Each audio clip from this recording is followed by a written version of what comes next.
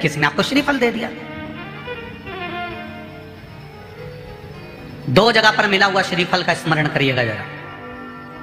एक कोई आपसे मिलने आया, कहीं आपको सम्मान के लिए बुलाया, सत्कार के लिए बुलाया, कोई अतिथि के रूप में बुलाया, आपको शाल उड़ाया और श्रीफल दे दिया। उस श्रीफल को आप किसी को भी दे सकते हो, उस श्रीफल को आप कभी भी प्रदान कर सकते हो, वहीं की वहीं उठाकर दे सकते हो, वहीं की वहीं छोड़ सकते हो। पर किसी मंदिर में गए और मंदिर में जाने के बाद किसी विशाल मंदिर में, किसी श्रेष्ठ मंदिर में आपको किसी ने आतिथ्य के भाव में एक श्रीफल दे दिया। अंदर मंदिर से पंडित जी ने उठाया, पुजारी जी ने उठाया और श्रीफल आपको प्रदान कर दिया।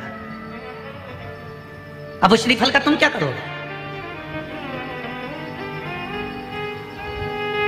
अब किसी को लगता है कि हम इसको फोड़ कर खा गए और अपमान हो गया तो भगवान का, और किसी को लगता है इस श्रीफल को हम अपने घर में कहीं लाल कपड़े में, कहीं पीला कपड़ा में, कहीं इस कपड़े में बांध के रख लेते हैं। महाराज, कई लोगों को लगता है इस श्रीफल को हम किसी दूसरे को देते हैं, पर भगवान का प्रसाद हमको मिला था, हम कैसे दूसरे को देते हैं? वो श्रीफल जो गुरु ने दिया है, वो श्रीफल जो मंदिर से मिला हुआ है, वो श्रीफल जो किसी ने प्रदान करा है, वो श्रीफल जो किसी सतगुरु के हाथ से मिल गया, वो श्रीफल जो मंदिर में हम दर्शन करने गए, पुजारी जी ने, पंडित जी ने भगवान के सामने उसको छुआकर हमको दे दिया। उस श्रीफल की महत्वता का व्याख्यान वर्णन प्रसाद के रूप में। आप उस श्रीफल को अगर कोई कह दे कि इसको तुम्हें जीवन पर्यांत रखना है तो भले रखो, पर अगर उन्होंने केवल आतिथ्य के भाव से कि आप भगवान का, देवी का दर्शन करने आए हो, राम का दर्शन करने आए हो, श्री हनुमान जी का दर्शन करने आए हो, ठाकुर जी का दर्शन करने आए हो, तो आपको उस भाव में उन्होंने श्रीफल प्रदान कर दिया, तो उस श्रीफल को आपको 5 रात्रि, 3 रात्रि या 7 रात्रि अपने घर में रख सकते हो, 11 रात्रि तक भी रख सकते हो।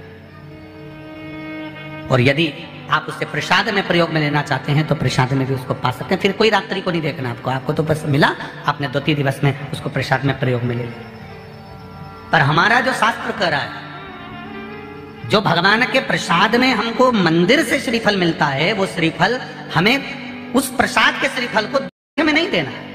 हम बहुत गलती कर जाते हैं कई बार, उस श्रीफल को हमने बाकी के श्रीफल के साथ मिला लिया और मालूम पड़े वो दूसरे को चले गया। नहीं, या तो उसको प्रसाद के रूप में प्रयोग कर लो, या फिर उसको रखने के बाद में फिर किसी श्रेष्ठ जगह पर उसका विसर्जन हो जाए तो श्रेष्ठ।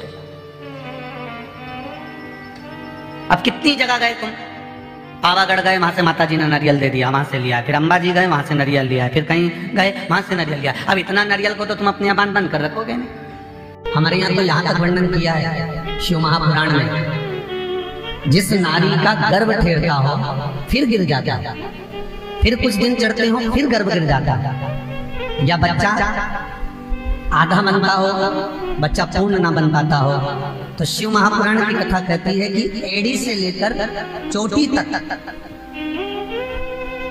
स्त्री एक मोली मतलब जो हाथ में नाड़ा बांधते हैं, लच्छा बांधते हैं, उसको नापना, और नाप कर जब नारी का गर्भ केवल 1 महीना 2 महीना का ही चढ़े और वो नारियल पर लपेटकर शंकर जी से विनती कर शिव जी के शिवलिंग के पास में जिस स्थान पर अशोक सुंदरी की जगह है, उस स्थान पर श्रीफल को रख देती है, तो उस नारी का गर्भ अधूरा नहीं होता, वो पूर्ण गर्भवती होती है। हमारा